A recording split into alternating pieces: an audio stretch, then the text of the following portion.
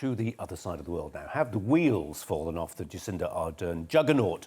New Zealand's Prime Minister, so long a darling of the media and political establishment the world over, is coming under fire for a number of apparent missteps. The most notable is her country's rapid about-turn on lockdown. After long pursuing what was effectively a fortress New Zealand policy of zero COVID, a series of outbreaks have belatedly forced Ardern's hand. The country is now trying to play catch-up on vaccinations.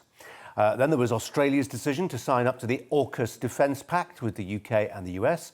New Zealand maintains relatively warm ties with China and has told Australia its future fleet of nuclear subs won't be welcomed in Kiwi waters. So have we passed peak Jacinda? Joining me now from Wellington, where it's a little after 8 in the morning, the journalist Rex Widerstrom. Rex, very good of you to be with us this morning, our evening.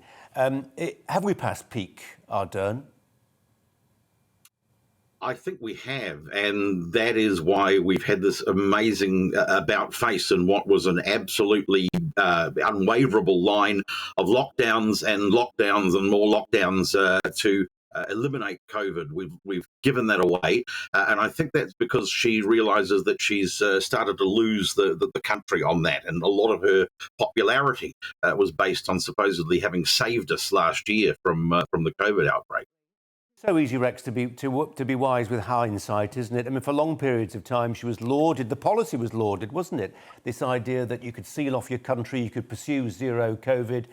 I suppose what we didn't realise is that some cases will always get through, and it's fine if you're pursuing that policy, so long as you've also got a vigorous vaccination programme going as well. Her problem seemed to be the second half of that she wasn't doing. Well, she wasn't, and it's remarkable.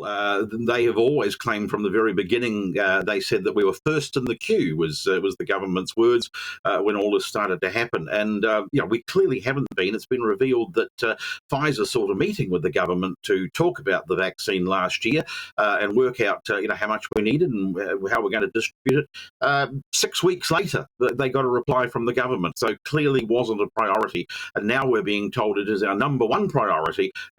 The Prime Minister was out and about yesterday joining people queuing for vaccines and sort of talking them over the line if they were a little bit nervous or uncertain. So again, a complete volte-face, but of course, politics being politics, it's being sold as the absolute opposite. That was the plan all along, we're told now, to pivot from lockdowns to vaccinations. Rex, the other element of the story I introduced in my preamble there was this Defence Pact AUKUS. No suggestion, I guess, that New Zealand was invited to join it. I mean, they are part of Five Eyes and all the rest of it. There's intelligence sharing. But I think what surprised people here in the UK was the extent to which it seemed like that New Zealand was striking an antagonistic pose, really. I mean, it's one thing to have warm relations with China. It's another thing to say to your nearest neighbour, your kinsman in Australia, actually, you can't send these new nuclear subs into our waters. Well, it comes back again to, I think, what was partly affecting our response to COVID. And this is the idea that we are an exceptional country. And I don't mean that as better than everybody else, but I mean, we're an island nation. We chart our own course.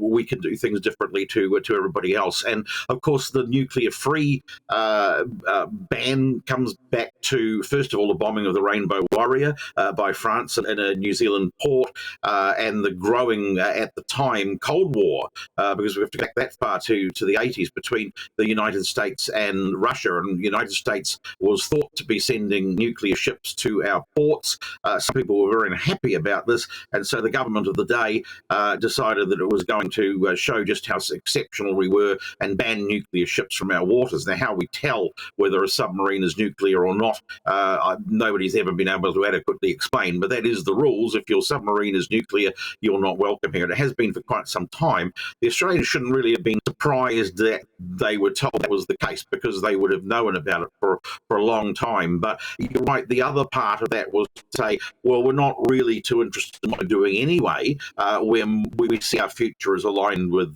China. And that for a Pacific nation is quite a bold statement, I have to say, given that we have expressed our concerns about China's influence in smaller island nations such as Fiji and Tonga and places like that. Rex, just a really quick one. I'm saying that we've passed peak Jacinda. Is that reflected in the polls? I mean, where is she in the polls? Well, look, she is very, very fortunate that the leadership of all the other parties, perhaps with the exception of the Greens, but they're always going to be a boutique party, if you like. Certainly any potential challenger to her is far more unpopular than she is. She still has about 33, I think, point lead in the poll favourability ratings. So certainly her leadership and potentially her win of the next election isn't under very serious threat at the moment, but that is more due to a lack of opposition than anything that she's done lately. And certainly if the major opposition party, National, ever get around to changing their quite on the nose leader for somebody who's a little bit more popular, then she's going to face a real challenge, I think. Yeah, you can afford a few missteps when you've got a poll lead that big, can't you? Rex Widerstrom, really appreciate your time this morning. Thanks ever so much. Thank you. Now, by the standards of some of Britain's potty